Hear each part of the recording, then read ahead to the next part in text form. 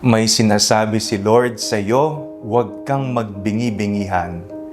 Ako po si Father Fiel Pareha at ito po ang ating segment, ang Daily Devotion, na kung saan tayo po ay magdarasal, magbabasa at magninilay kasama ng salita ng Diyos sa buong taon. Manalangin tayo. Sa ngalan ng Ama, ng Anak at ng Espiritu Santo. Amen. Halina, banal na Espiritu, liwanagan mo ang aming puso at isip nang maunawaan at may sa buhay namin ng iyong salita. Amen. Our Bible passage for today is from the Gospel of St. Mark chapter 4, verses 1 to 9, and I read it for you. Again, he began to teach beside the lake.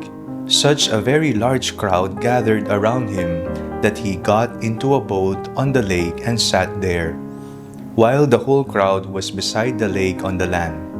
He began to teach them many things in parables, and in his teaching he said to them, "Listen, a sower went out to sow, and as he sowed, some seed fell on the path, and the birds came and ate it up.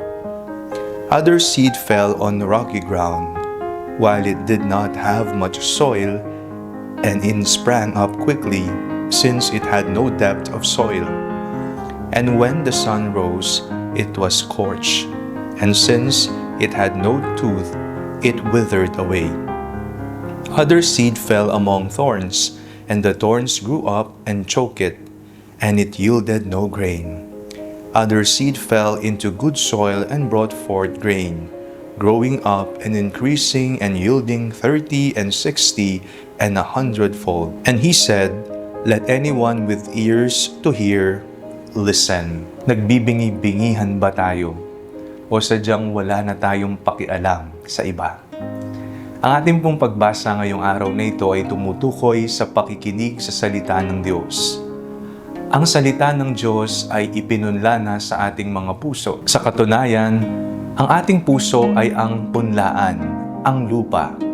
Diyan inihasik ng Diyos ang mga binhi.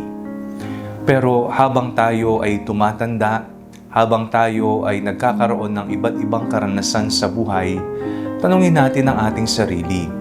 Ang ating bang puso ay naging mabato na? Ang aking bang puso ay naging matinik na? Ang aking bang puso ay hindi na mataba? O ang aking bang puso ay mainam na punlaan na maaring magtanim at mamunga ng masagana? Sa pakikinig ng salita ng Diyos, tayo ay lumalago. Pero hindi lamang ito natatapos sa pakikinig. Kailangan itong tumubo sa ating buhay. At kapag ito ay tumubo ng matiwasay at malusog, ito ay mamumunga. At ang bunga ay ang ating mga gawa. Ang pananampalatayang walang gawa ay patay. Yan ang sinabi ni Santiago sa kanyang liham. Kaya ugaliin po nating makinig ng husto sa salita ng Diyos, huwag tayong magbingi-bingihan. Nawa mamunga ang ipinunlang binhi ng Diyos sa ating mga puso sa pamamagitan ng ating mga mabuting gawa. At kapag nakakita na tayo ng mga taong nangangailangan, kailangan ng kalinga, kailangan ng ating oras, huwag sana tayong magbubulag-bulagan at magbibingi-bingihan. Manalangin tayo. Panginoong Jesus, palagi mong buksan ang aming mga puso para tumimo at lumago ang iyong salita. Nawa mamunga ito at ang aming bunga ang siyang aming patutuo sa iyong kabutihan sa amin. Amen. Sa ngalan ng Ama, ng Anak at ng Espiritu Santo. Amen.